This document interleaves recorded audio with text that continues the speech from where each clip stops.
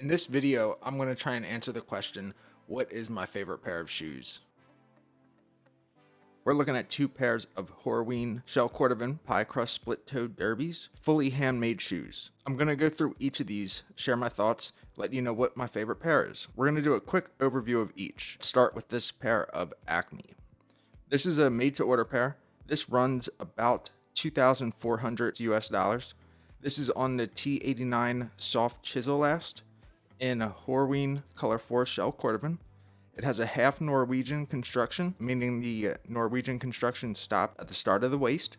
And the bottom work here is a single leather sole with a fiddleback waist and metal toe plates. We'll get into more of the details here a little later in the video. Antonio Meccariello. This is the Horween Shell Cordovan Centurion model. So this is a made-to-order pair from the RM range. This has a custom fitting on it as well. The current offering for the patina service that is offered in Horween Shell Cordovan from Meccariello runs about 2,100 euro, so 2,100 euro. This is on the RM round chisel last. This is made up in Horween Raw Natural or Unglazed Shell Cordovan, hand welted, double leather sole, beveled down to a blind welted waist with a round bottom waist, custom olive patina, and Triumph toe plates.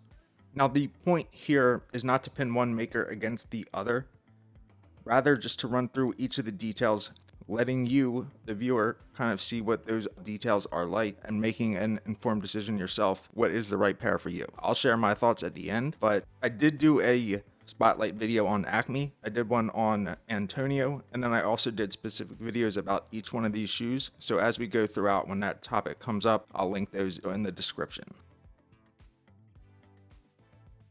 We're going to cover the quality of the upper, execution of the actual construction, execution of the bottom work, and then overall finishing throughout the shoe. So for the Acme, let's start with the upper. It's a very high quality piece of shell. This is color 4, which is tanned at Horween Tannery. The stitching, as you can see, is a very fine stitch throughout. It's very cleanly executed as well. It's a very well balanced pattern. You'll notice the heel stitch or the heel counter detail lines up with the actual heel block. So it's just a kind of harmonious part of the pattern. Looking at the pie crust. Now the pie crust and the skin stitch split toe is much more refined than what we'll see in the Meccariello, and not a good or a bad thing, but just an observation. More like the Edward Green Dover or the Gatiano and Girling. Now the construction on these is a half Norwegian construction, meaning the Norwegian construction stops at the beginning of the waist.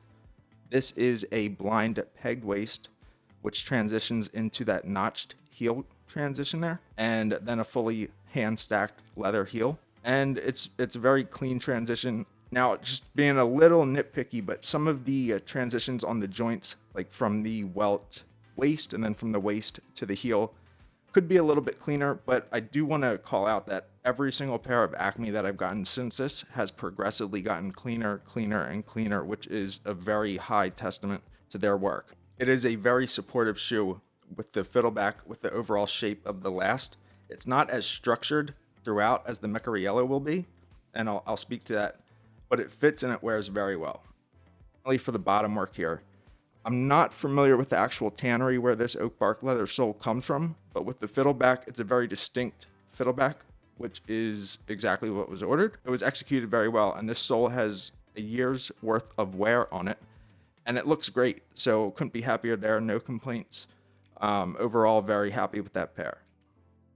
Now for the Meccariello, let's start with the shell. So this shell is very substantial. I want to say it feels thicker than the Acme pair, but there's a lot that goes into it, that feel.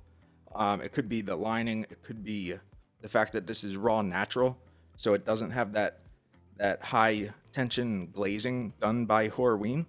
Now overall finishing for the upper, extremely clean, you can see. And one point here is, obviously we mentioned on the Acme, the heel stitch, the heel counter stitch around the back of this pattern for the Centurion.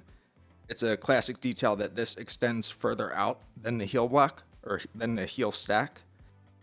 Execution of the pattern. I believe this is the first Centurion on the RM round chisel, and it's executed extremely cleanly. It's very well balanced, and it looks It looks really good on this in my opinion. Now the pie crust and the skin stitch you're going to notice is much more textured, much more distinct, and exactly what I would have expected from Antonio. And he did stitch this personally himself, and this is my preference. So when we get into the kind of comparison in a little bit here, now this shoe is fully hand welded, and this has a blind welted waist. And when we're looking at the actual stitch density on the outsole, I don't know the exact count, but you'll notice the stitch density on the Meccariello does look higher stitch density. The overall silhouette on the Meccariello is much more robust. That's the aesthetic that I was going for. Now the bottom work for Meccariello, extremely clean. I really do love the round bottoms. Yeah, so I really do enjoy that. I like the fiddleback, but you know, a subtle round bottom, the olive green patina, is just a very nice complement to the upper. So really, I mean, we're looking at this and there's two of the same shoes, right? They really couldn't be more different, as we're talking about different silhouettes, different executions and interpretations of how that pie crust and that skin stitch should look. Either's right or wrong. So now let's go kind of detail for detail. Both have, you know, extremely high quality uppers. Shell does not come in different grades. The size of the shell determines the grade. So the quality of the shell, very good. I'll say it's a tie, but I'm going to give the leg up to Meccariello because the raw natural with the hand patina, the hand glazing is just special to me because that's what I wanted. And it's a little more unique than the regular color 4 that you would get from Horween. Now for the stitch density or overall stitching, Acme does have a more consistent, finer stitch. Meccariello has a consistently flawless execution throughout the entire upper, so this is a fair toss-up between the two. Now for the apron and the skin stitch, I prefer the Meccariello, which has a more distinct texture because it really shows off that pie crust. It really shows off that skin stitch on the toe, and that's really something that I appreciate. Now bottom work. So for the outsole stitching, we already talked about it. I believe the Meccariello has a slightly higher density on the outsole stitching. Ultimately, I think for the outsole, I'm going to give this another tie. They're both done extremely well. The fudging is super clean. Now the waist. Fiddleback, round waist. My preference is that subtle, super round waist that still gives extreme support underneath your art, which is a big deal for me in making sure that the shoe fits and feels good throughout the day. So while the fiddleback really is the sexy thing, I'm a round bottom kind of guy, you know? Now for the waist transition to the heel notch. And the reason I bring this up is because this is a classic bespoke detail. So I think it's important to call this out when we're talking about fully handmade bespoke level shoes. Acme has a more distinct notch here. Now you can say that's because they're using a pegged waist, which allows them to make that thinner, whereas Meccariello is using that full welted construction all the way through. Looking at the detail for what the detail is, Acme has that more distinct heel notch.